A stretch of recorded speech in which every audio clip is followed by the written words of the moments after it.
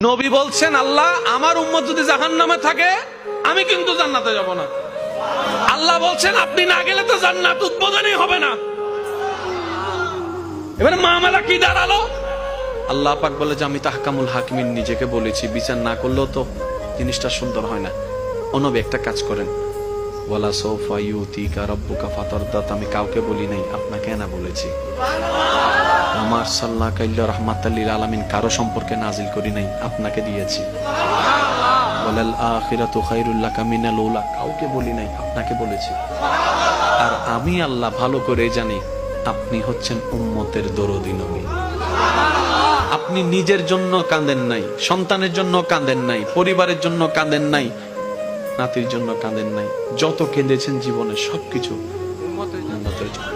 এমনকি হাসরের ময়দানে যখন সর্বপ্রথম আমাদের নবীকে আল্লাহর হুকুমে তোলা